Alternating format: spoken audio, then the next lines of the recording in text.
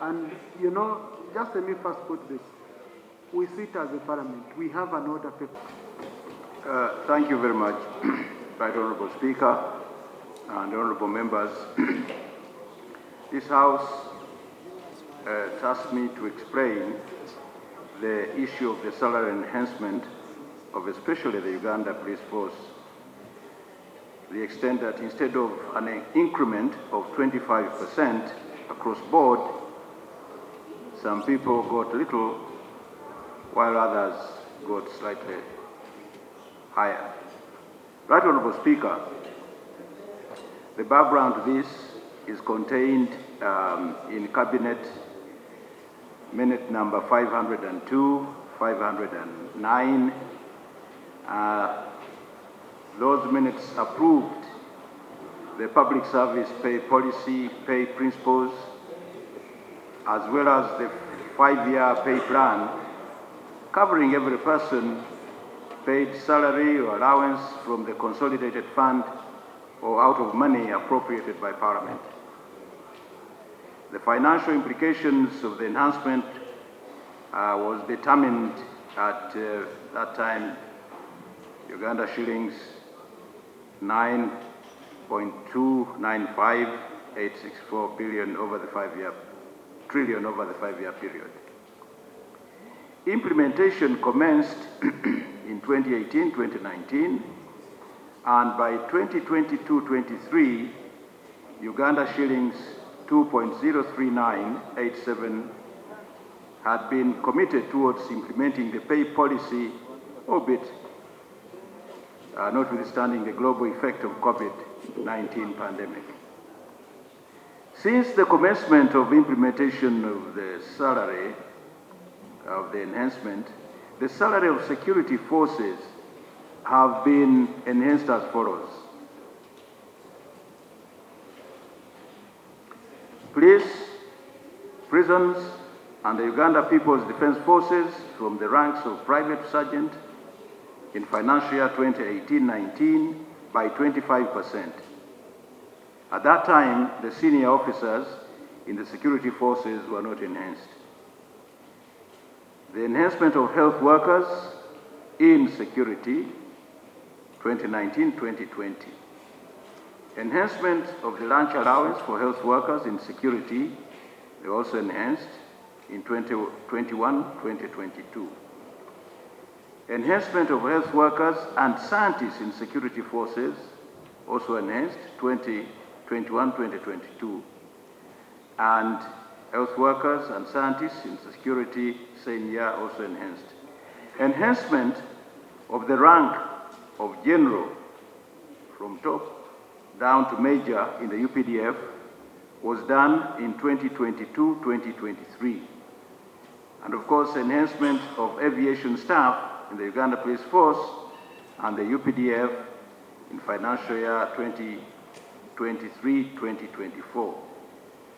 Higher ranks in the Uganda Police Force and Uganda Prison Service, other than the scientists and health professionals, have not been enhanced since financial year 2014-2015, while the lower ranks were enhanced 2013-2014, 2014-2015, and 2018 and 2019. Right Honourable Speaker, regarding the UPDF, government enhanced salary of the senior officers from general to major by 77% of the approved long-term pay targets. The lower ranks in the UPDF were scheduled for enhancement in the financial year 2024-2025. So the policy direction and implications in this case are as follows. Government made a commitment to pay salary to all public officers according to the approved long-term pay targets, with effect from the year 2018-2019, however, in a phased manner, considering the significant financial implications of the targets. Cabinet, under Amendment 75-2024, directed the Minister of Public Service to work with the Minister of Defense and Veteran Affairs to discuss and finalize the pay enhancement for the Army officers from the rank of private to captain. As a result, a Cabinet subcommittee was constituted to implement the directive. The committee recommended enhancement for all officers in security, including the Uganda Police Force, the Uganda Prison Services, and the security organizations, at least at the level of 77% of the approved long-term pay targets. And if that was to be effected, we would need Uganda shillings 794.24 billion. However, this was not to be. So, the additional wage that was required to enhance the salary of security forces by 77% of the approved long-term pay targets would be exactly that. For the Uganda People's Defense Forces, we required 497.32 billion.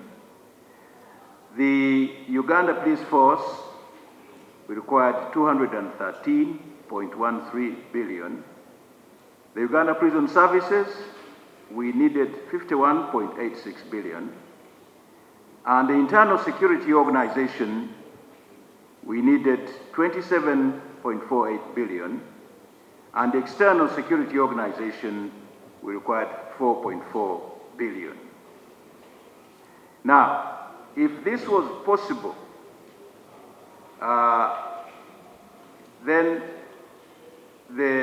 it would entitle the lowest rank, the police constable, or the prison's warder or wardress, to earn 847,000 shillings per month, which would translate to 77% of the approved long-term pay targets. The Minister of Finance was, however, able to afford Uganda shillings 358 billion, which is 45% of the required budget, including additional pension and gratuity for those who are planned for retirement in financial year 2024-2025 after earning an enhanced salary. Right Honourable Speaker and colleagues, given that situation, this is what we were able to get. For the Uganda People's Defense Forces, we got from finance 214.52 billion. For the Uganda Police Force, we got 99.83 billion. For the Uganda Prison Services, we got 27.01 billion. For the Internal Security Organization, we got 14.61 billion. And for the External Security Organization, we got 2.36 billion. Now, based on the available funds, the salary of all ranks in the Uganda Police Force and the Uganda Prison Services was enhanced really by 40% of the approved long-term pay targets. It is therefore, Right Honourable Speaker, not true that government enhanced salary by only 25%.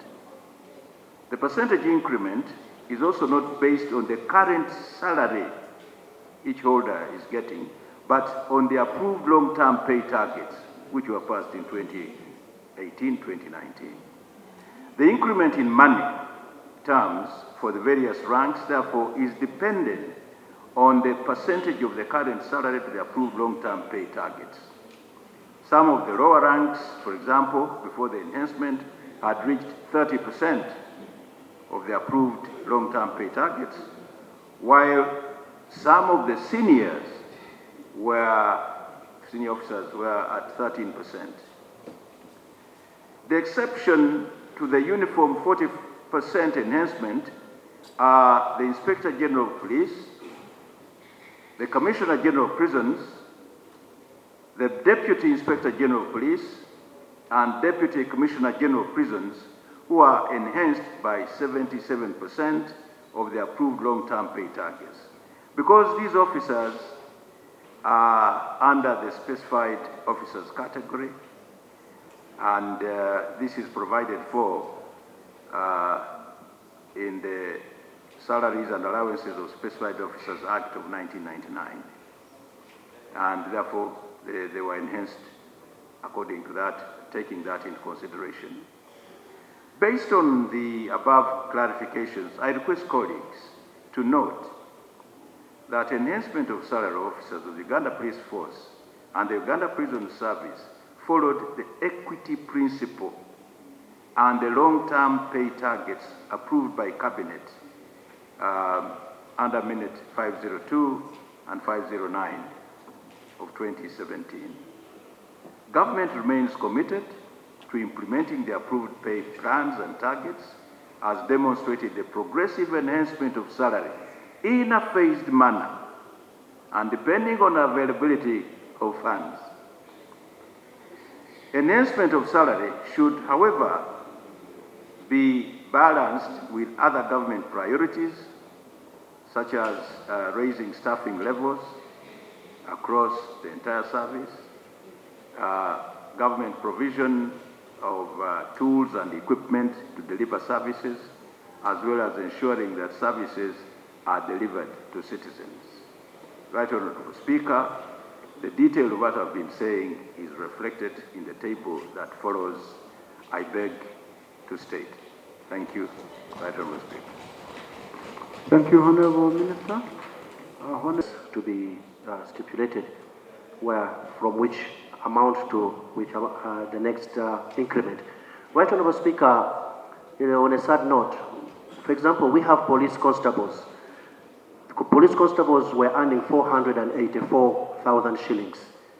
Their salary was only increased by 65,000 shillings to 76,000 shillings to just over 550,000 shillings. On top of that, the same police constables, most of them are being evacuated from the free accommodation offered. On the same money, over 550,000, they're supposed to go and look for accommodation outside. They're also supposed to go and educate their family in various schools. But here we are wanting to kick out corruption along our roads from the police. How are we going to cope with that? I actually feel that the increment that was made to our police, especially those on the lower ranks, was not sufficient enough. And especially at the time when we are boosting our fight in fighting corruption, I'm afraid that is the main reason why the IGG report always, every year, year out, is always stating that the police is the most corrupt institution. So I hope that we can do better in terms of increasing the welfare of our people in uniform. Thank you. Thank you, Honourable Kwizera. Constables pay by 30,000 and we increase the IGP by about 6 million. Yet the cost of living affects all of them. Another thing I would want the minister to tell us is where the cabinet draws the mandate and the capacity to decide the pay when we have constitutional service commissions, and maybe the decision of cabinet was backed by a study that guided them, because they cannot work without a study or any recommendations from services. So can we present those reports and we prove that he is not cooking the information himself? I thank you. Thank you, Honourable Dakas. The resources that found this far, I think that's a step on the right direction. So, Speaker, the police continue, the welfare of the police continues to be a major issue for us to be concerned about. If you look at what these young people are doing day and night, and you consider the children they have, even with the so-called increased pay that we see there of 800,000, if someone has 3 children or 4 children, they can't send them to school with that pay. I think it's important that we continue to look into the welfare of the police. If you go to just the circumstances under which they work, even just the offices don't have paper, offices don't have, just the equipment they use, apart from the guns, is a problem, and all those are challenges. I think it would be important.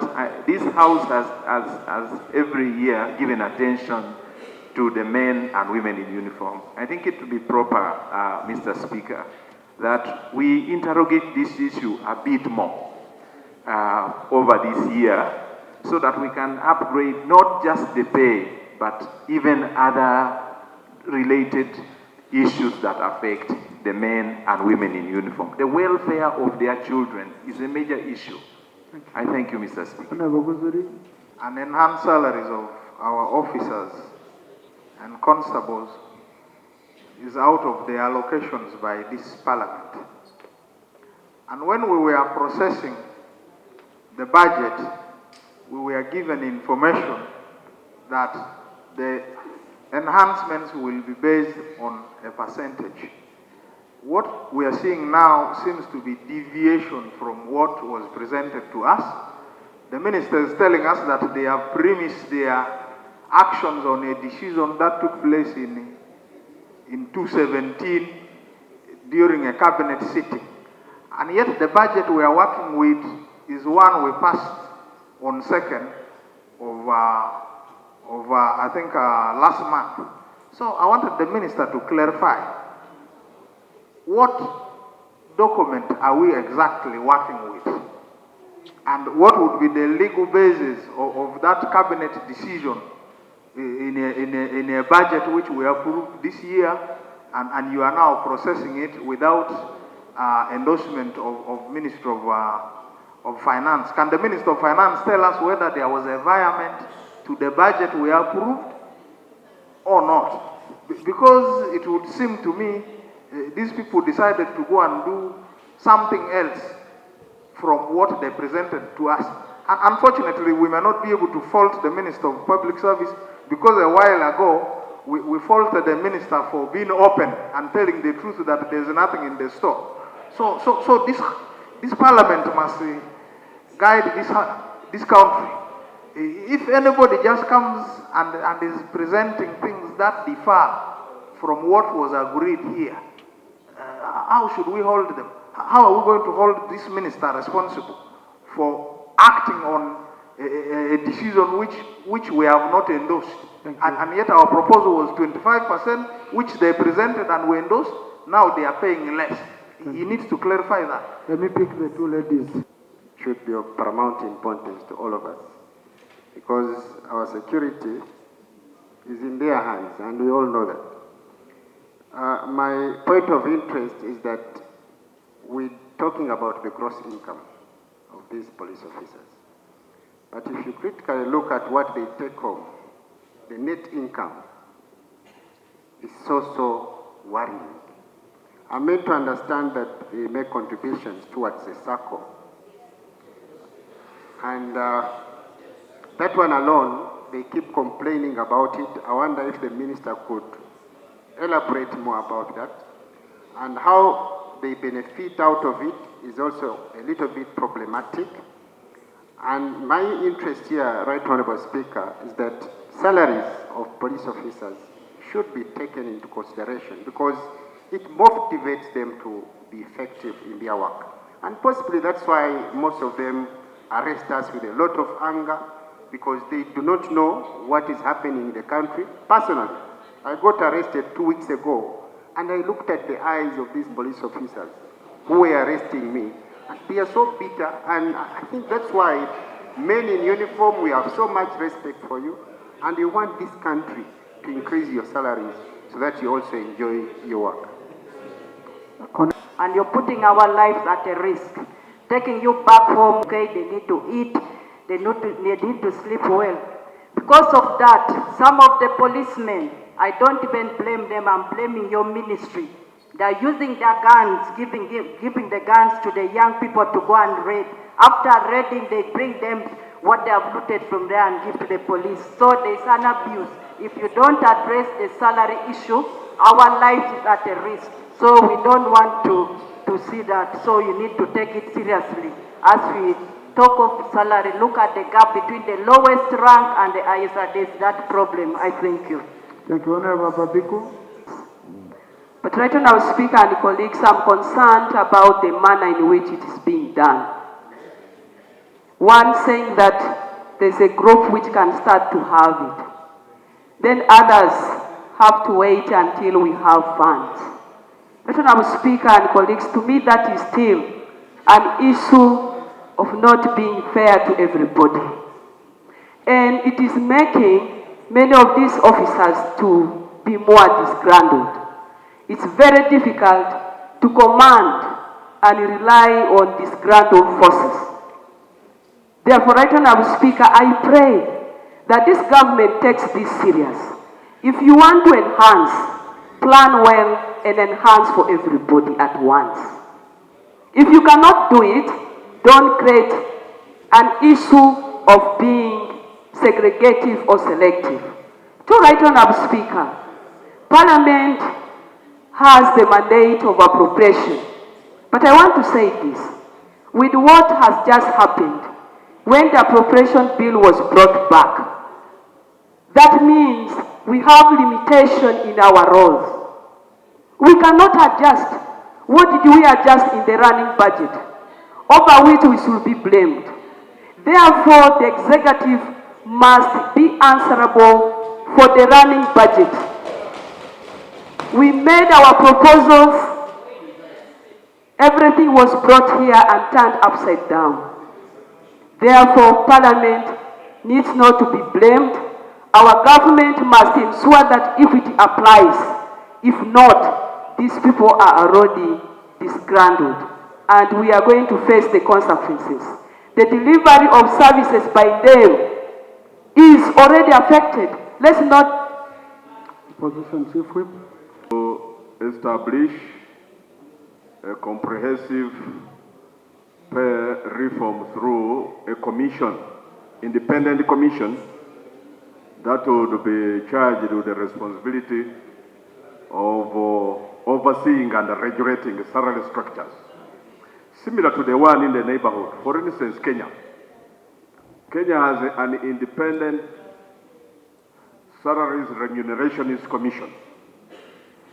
And if the objective of this salary enhancement was to improve on the morale of the force, it has done a complete opposite. It has created a huge pay remuneration discrepancy. And now those of the rank in the cloth are not easily seeing eye to eye with those below.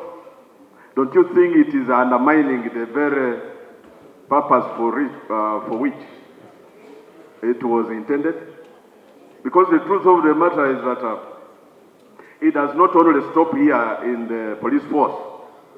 And one could be persuaded or even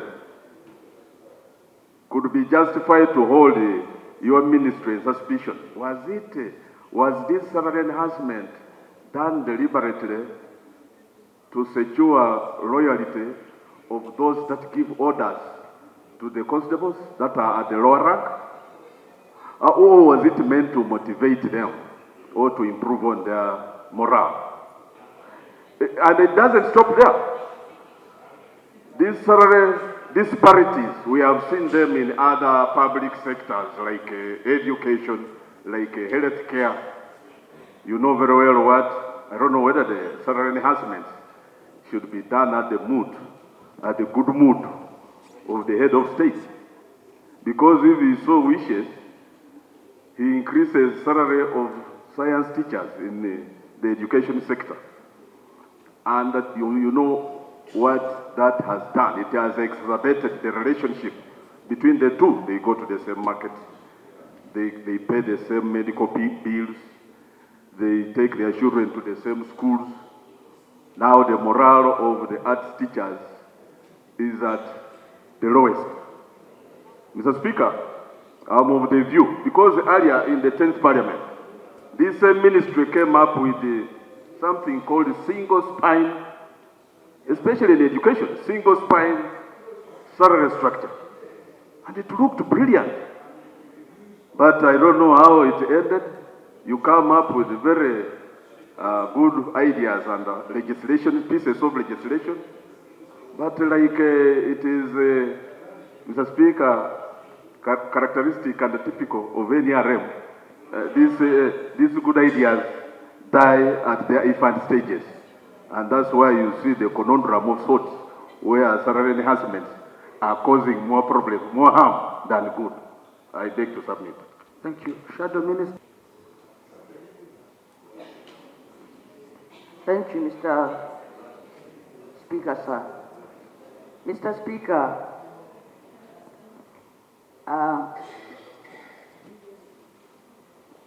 the matter before us came here during the budget time. And when the Minister for Finance was reading the budget, I want to quote, he said that the gallant men and women in uniform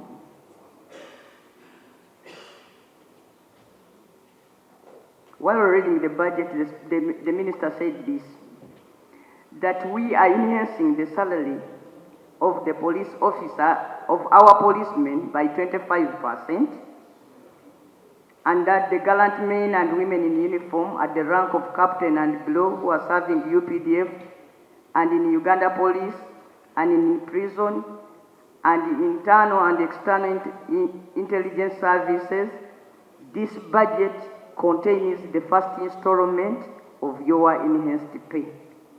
Mr. Speaker, if such a commitment is made to the country, then it ceases to be a promise and becomes a debt. The police have been coming here in 2023, 2024. They were promised a salary increase of 40%. Eventually, it did not come. This time, Mr. Minister, Mr. Speaker, the money was found. But what is lacking is sharing. It is very unreasonable if we get some money and the top officers who are facilitated in terms of transport,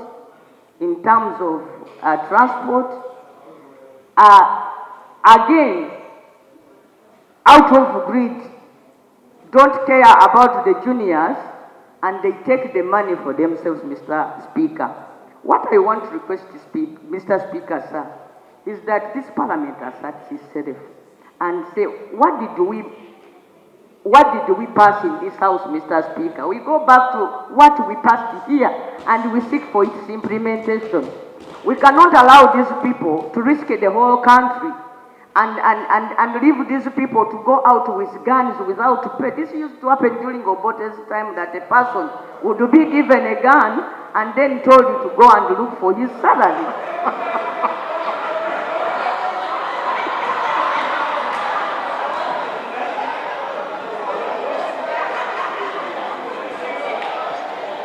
Are you done, Honorable? Point of order from Honorable Kena.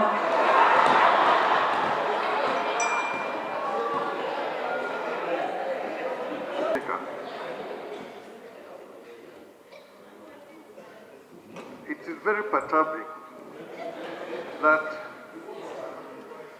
people try to blame everything, pick all sorts of ideas and claims and attribute it to UPC. There has never been a point where a caring government has told people to take their guns and look for their salary. One of the first things today was an honorable member crying about medicines in Nakaseke Hospital. People don't seem to realize that that hospital was built by the same UPC. If UPC is building hospitals all over Uganda and then saying soldiers to go and take the right honorable speaker, I would request my honorable colleague to withdraw, because it is clearly completely out of order to make such an allegation on this floor of Parliament. Is the honorable member in order? Was not to antagonize the president of UPC, Mr. Kena, Honorable Kena. I do regret the pain my statement has caused him, especially when I was mentioning the times when he used to be a first son and most probably young. But, Mr. Speaker, I said we are told.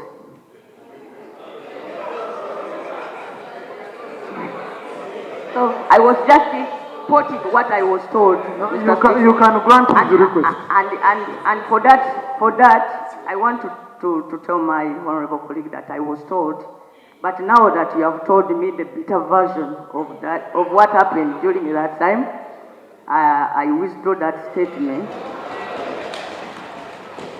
But what I wanted to emphasize, Mr. Speaker, is that when you arm a person and you don't pay that person, you are in essence telling that person to use the gun to go and look for survival.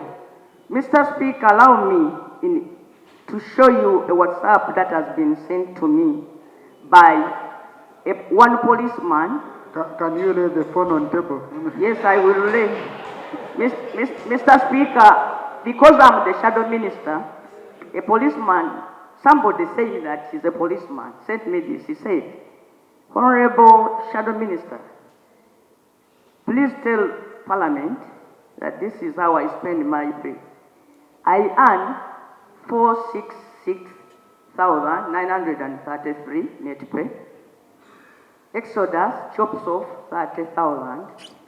I remain with a balance of 436,933. This is my expenditure per day. Breakfast, 2,000. Lunch, 3,500. Supper, 3,500. Transport, 4,000. Airtime, 2,000. That is 15 times 30, that is 450, which means that I have to permanently stay alone without children or a wife. But ask, where do I get the medication? Where do I get soap? Where do I get school fees? Where do I get rent? Since I've been even evicted from a self-made structure I constructed in my barracks. That is our predicament. And I want Parliament to understand that we are also human beings. We guard you. We guard you. We guard the country. We keep law and order. But how do we keep money in the banks where we don't own any? Mr. Speaker, I don't know if I should lay my phone, but this is information from Exactly that. Yesterday, upon a prison officer or young junior police, just prison warden, hearing that we had intervened in this matter, called me in the morning and said, I heard you are interrogating the sharing of the monies that you allocated to us. Please get this information. One, the senior officers who are not meant to be beneficiary have instead taken the lion's share. And two, the next thing we are planning, and I will not reveal this particular person, the next thing we're planning is to go on strike, such that the people you have sent us in Luzira can come back and bring you to the same level where you have kept us. Now, this is the information, and to me, I took it very, very serious. That's why I was standing, and in your absolute wisdom, you thought other people would. The second thing I want to say is that you obey guide on the procedure. I am very uncomfortable allowing the Honorable Betty Namboze to lay that phone on table, because apart from... No, it was on a light one. Oh. Yeah, it wasn't. On a light one still, is that the confidentiality of that particular person may be compromised. But with that, Mr. Speaker, I listened to the very good English of my brother, the Honorable Muluri Mukasa. It was very, very good. From Nakasongola, it was amazing. That one thing he did not mention. I said, oh, she says she's informed. I was only praising the Honorable Mukasa for the brilliant English. And it is all I picked from his statement. Now, Honorable Numbers conclude. this is a matter of survival for the men in uniform, for the people who keep land order, for the people who guard this country. I hope everybody does appreciate the challenge before us. And Mr. Speaker, through you, I want to request that this matter be referred to the committee so that these people come and tell us how they shared the money we gave them. So that Parliament assists them to implement the intention of the people of Uganda through this Parliament was to give a salary increase to the low-ranking officers of police so that they can be able to afford to survive in this to survive and their families. Mr. Speaker, I want to move a motion that this matter goes to the committee and then a report be brought to this Parliament so that we can understand exactly where the problem is. Please, Honorable colleague, allow the Speaker to do his work. Yes. Much right, Honorable Speaker. Thank you. So I wanted to ask one simple thing to the Minister. Because for every budget we have work plans. So what was in the work plans? What was in the detail of that enhancement? Money.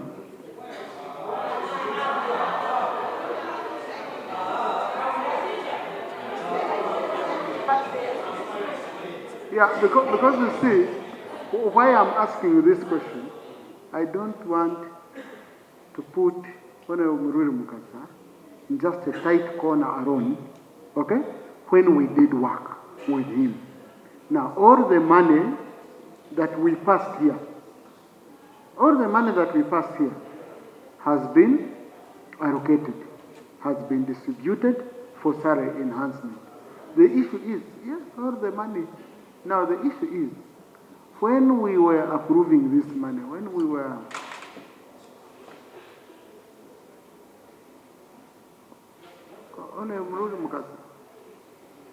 initially, is this the initial plan? Because now I've just remembered. There's something which has come to my mind, I've remembered. I think this money came in a corrigenda. This money came in a corrigenda, meaning it didn't go to the Committee on Internal Affairs to get details of the distribution and all that. I've now remembered. No, because you see, why I said came in a corrigenda, honorable colleagues, we held a meeting, the top leadership of this country, chaired by the President, attended by the Chief Justice, by the Vice President, by the Prime Minister, by the Speaker, by the Deputy Speaker and Minister for Finance. And we were looking at issues which were very critical at that time versus the resource envelope. And I remember they had requested for around 870 billion, around there. But we sat down, we started cutting here and there, cutting here and there. I remember very well that in fact in that meeting, we even dropped some of the critical proposals which government had in terms of supporting the science and innovation sector. And the President said, no, at least we must get some money for enhancement of security forces. And we could only get 320-something billion. But what we didn't discuss in detail was the distribution, which was the matter now for the executive and cabinet. So, Honorable Minister, what informed your decision in choosing to start with the senior officers instead of the junior officers? I know it might be in this statement, but in a minute.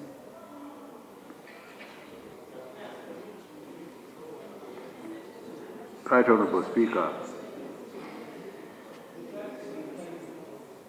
Right Honorable Speaker, yes, we decided to look at the senior officers, but I think when we started the enhancement of the security forces, initially we started with the junior people. From, for instance, private, we went up to, I think, the level of captain initially. And then when it came the police, we again started with the constable and went up to the other level. And the others were not enhanced. The senior officers were not enhanced. Now, when the second enhancement came, therefore, we felt logically that we should now look at the senior officers and then take care of their concerns as well.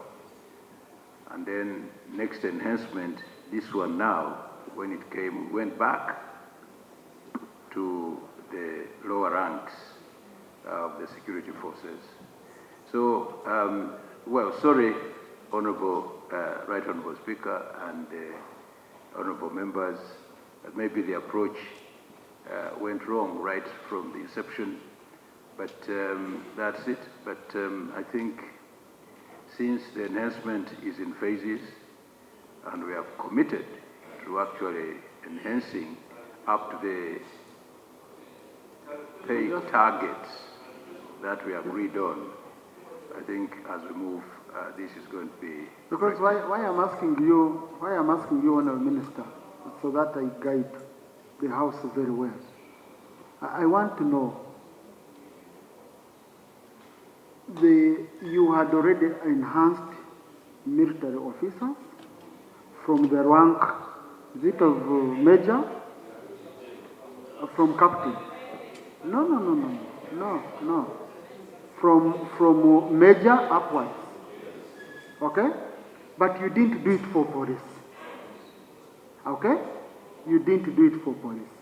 And what you run is matched against each security sector, which is more or less a single spine salary structure.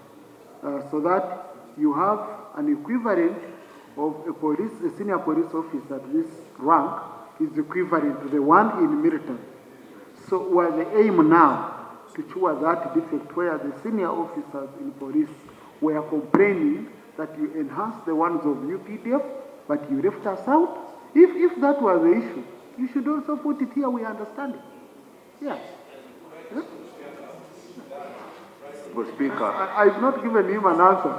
I've just, because I was trying to really understand.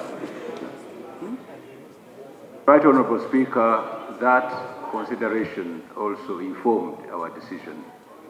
We still, Right Honourable Speaker, operate a single spine salary structure.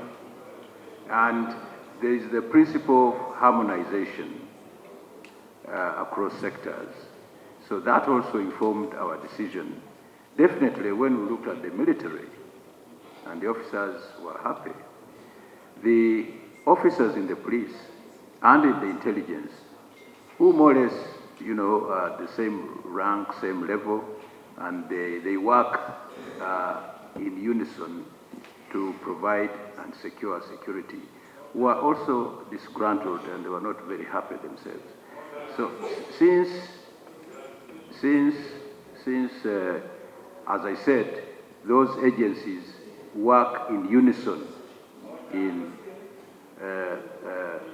to synchronize their work, then our decision was partly informed by that, and we thought it would be quite enough in order.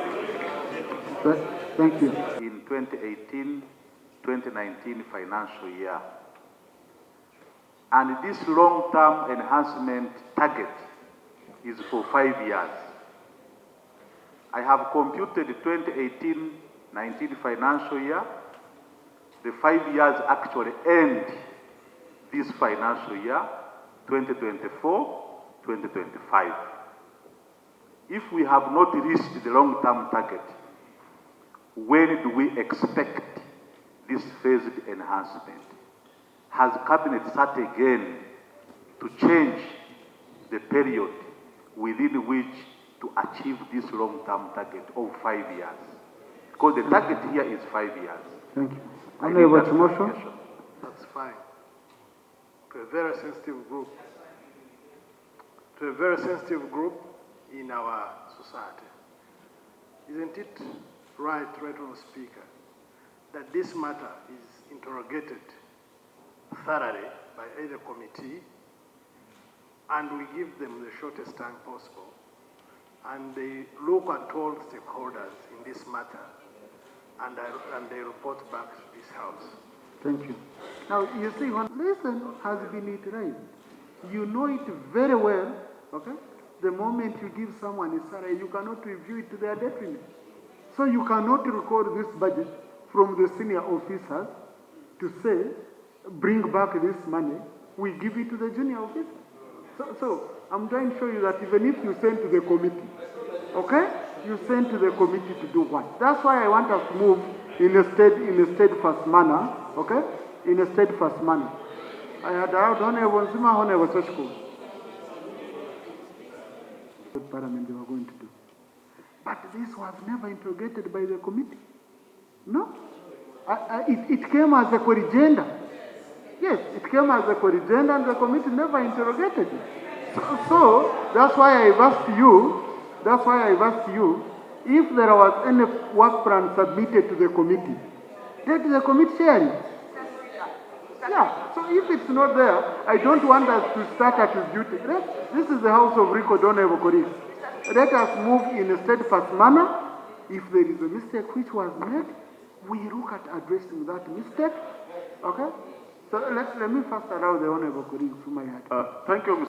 This statement which is being read by the Minister is typically the pay increment plan, which was approved in Cabinet, then presented to the committee then. But the unfortunate thing is, along the way, when they started implementing this plan, they moved away from what they had presented to Parliament, which were also presented on floor of Parliament and approved by Parliament. Because by then, the argument was that since the lower ranked officers have lower money, smaller money, the increment should start with them.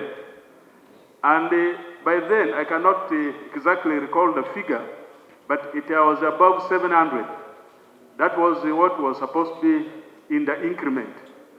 But up to now, just as the Honorable Richard Gabafuza has said, he was also a member of the committee, Gafapusa.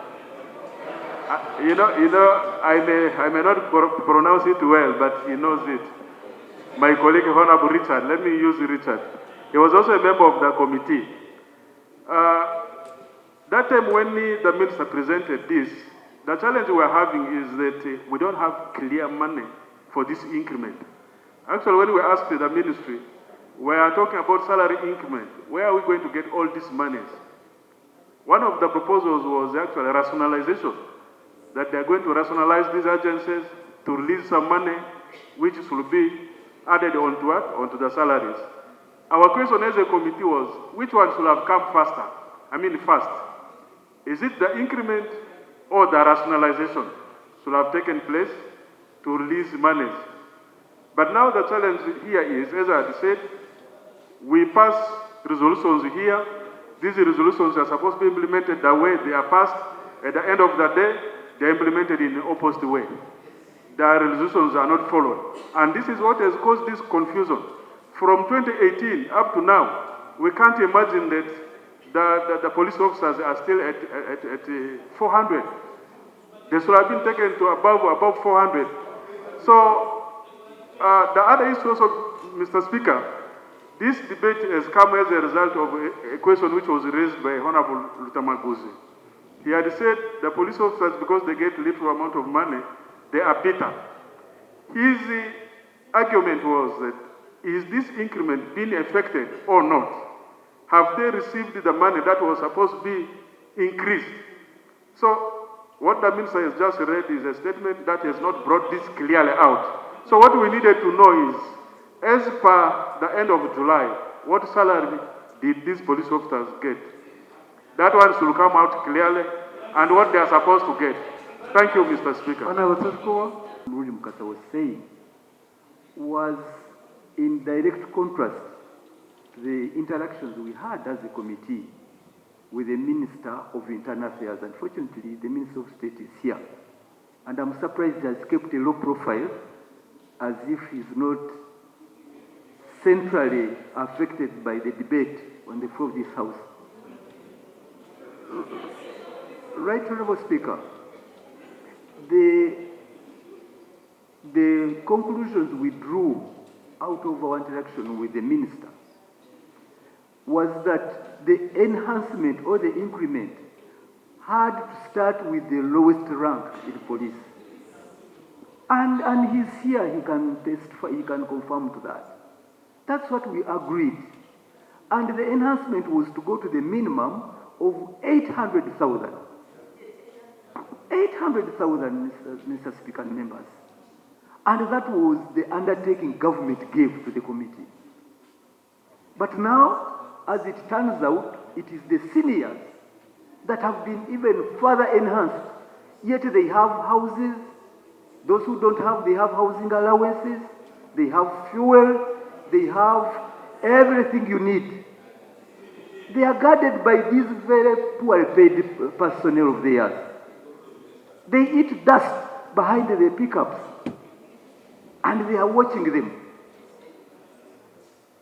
Right Honourable Speaker, they have been displaced from the barracks. And if you know the barracks, Mr. Speaker, the police officers themselves build themselves shacks within barracks. The police officers, they buy themselves iron sheets, they get mud and water and build shacks in the barracks. And it's from there they've been evicted, Right Honourable Speaker. So, Right Honourable Speaker, the point I wanted to bring forward is that the Minister for Public Service is being untruthful to the House. He's reading some other statement, not the statement arising out of the ministerial policy statement. I'll take that statement. I honestly, vehemently disagree with him when he says government is committed to the welfare of these men and women in uniform. That commitment, Senior Minister, is not reflected at all. And that's why you see the House is unanimously saying we need to do better. The welfare of these men and women in uniform begins firstly with their salaries. We are talking about that, a promise was made, that has not happened. The welfare includes where they stay. Honourable Speaker, I have 2 barracks in my constituency. Every so often I interact with these men and women in uniform, their families. They live in a shambolic state. You can go to any barracks in this country and it is like one big slum. That's the situation in which they stay. Government is not committed to that, making it better. A colleague talked about the Exodus Circle. And by the way, Right Honourable Speaker, we have discussed that issue here in Parliament severally, and government has committed to follow up and deal with it. They are forced to save money with Exodus Circle, mandatory, which by the way is against the law, because it should be done on one's own volition. But they save it by force. Accessing it is difficult. And they fear to speak out, because when they speak out, they will be dealt with. They engage with us as political leaders so that we can raise these matters. So I want to encourage the senior minister. Number one, commitment should be seen in action, not just in the statement, the good statement that you have made to us. We want to see action. And finally, I want to encourage the minister who speaks really like he means well. And I want to believe that you mean well when you say you're committed. It's only that we are saying we want to see that commitment in action. Please find time and interact with these officers yourself, especially the junior ones. And you get to know what exactly they go through, because you supervise them, you are meant to take care of them like a father. Try and understand what's going on. Because sometimes when we speak with the political leaders, the front bench here assumes we are just being political. No, and I'm glad this issue is resounding across the board. We want to see better for our men and women in uniform. We gave you iPad. And also, you have phones. Yes, that's why we no longer print. So I'm seeing here, honorable colleagues, that from special police constable to commissioner of police, stroke commissioner of prisons, they got an increment of 40%. Is that Honourable Minister? And then from senior commissioner of police to assistant inspector general of police, okay, 42 and 44. So the top three categories are the ones which got a higher mark. So Honourable Minister, out of this money which went to police, okay, which is around 90, I think police received around 90, yeah. Uganda police received 99.8. How much money went to the seniors? How much went to the juniors? Because you see, also you can see there was an increment, but the increment was not fair.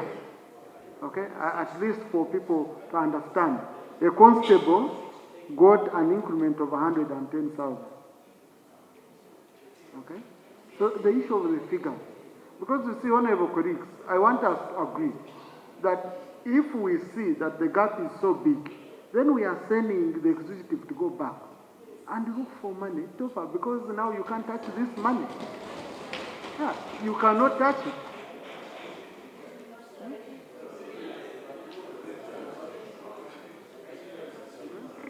The house.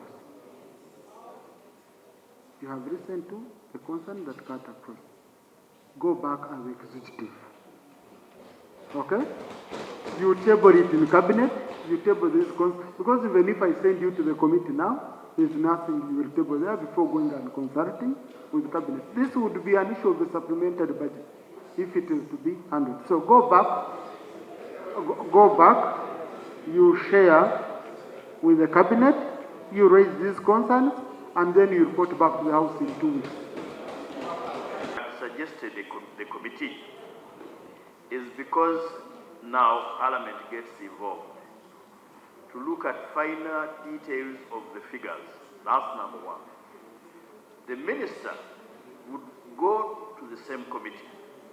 The people who shared out this money the way they did will go to the same committee, would be in a position to understand first, how did we get to where we are?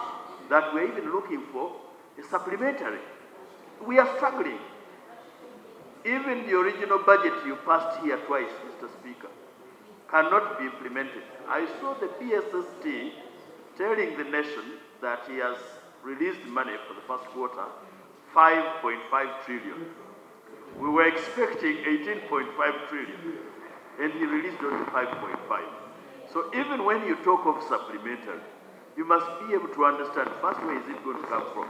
Two, who led us to where we are? Are we so helpless that we cannot identify officers that led us to this mess? Thank you. Honorable, you are saying is what I'm coming to. Okay? And that's why I've said the minister in 2 weeks, he first reports back here. You first give him a chance. Then when a statement comes, that statement will still have issues. We can easily now send it to the committee. I usually want to first give them a chance than rushing to the committee. Okay? Next item. Those who know more than us about the law on diplomatic relations. I am looking at the importance of this particular diplomatic mission that we are dealing with respect to the services provided to our people. I do not even know whether you properly addressed your mind to the implications of what you're just about to put on your microphone. Because I am aware of what the demands of international law on matters of this nature. On the one hand, I would want very much to hear my brother, the Honorable Dong J.J. Abubakar, what he has to say about this, and of course, the rules of natural justice. I don't even know whether you personally took the trouble to listen to him first, because what we are going to debate here has very serious implications, not even changing, but with respect to the future of this diplomatic mission. Guide me. To answer. Unfortunately, I haven't had. I missed his call. I missed his call today. So, but I was so busy I didn't get time to return it. So I haven't shared with him. But I know he's the one who also guides us on such a diplomatic issues. So before his statement, I'm sure he will guide us. So, Honourable Minister, please. Right Honourable Speaker and colleagues, indeed, Honourable Segona is very correct. Matters of diplomacy are sometimes very, very hard. But let me make my statement so that the Right Honourable Speaker, you can then rule. In the course of the debate last week, the Honourable Shadow Minister of Foreign Affairs raised a concern arising out of a trending social media item to the effect that officials at the Uganda consulate in Dubai were operating a casino on the premises of the consulate. Right Honourable Speaker, subsequently following that presentation, directed that the Minister of Foreign Affairs should make a statement of explanation of what really is going on. So, Right Honourable Speaker, honourable members, this is the basis upon which I am making this statement here today. Right Honourable Speaker, the allegations of turning a diplomatic facility into a casino are very serious. Serious because these allegations touch on the misuse of a diplomatic facility against diplomatic practice as per the Vienna Convention. These allegations touch on trust and integrity of individuals, some of whom are Muslims. These allegations touch on the very important matter of diplomatic relations between countries. Because of the seriousness of these allegations and their import thereof, the government of Uganda took this matter very, very seriously and instituted investigations. Because, Right Honourable Speaker, these investigations are still ongoing, I am therefore rather constrained as to what I might say could or might jeopardize these investigations. I therefore, Right Honourable Speaker, plead with you that I be allowed to make a full statement on this matter after these investigations have been concluded. I plead, Right Honourable Speaker. Thank you. Honourable colleagues, this is for me to guide. And please,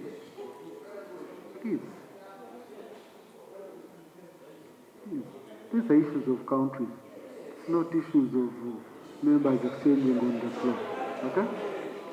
So after listening to the wise counsel of Honourable Segona and the minister who has been ordered not to jeopardize investigations, and therefore he doesn't know what he can say or not say here, that will be interpreted to constitute interfering with investigations.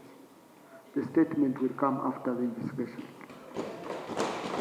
And I will be coordinating with the Prime Minister to know once these investigations are complete, so that we come back to this House and we have it on record. First do item 6, because there is a very, yesterday I promised we finish the debate on the agricultural sector and we go to State of the Nation. Next item. Item 6, laying of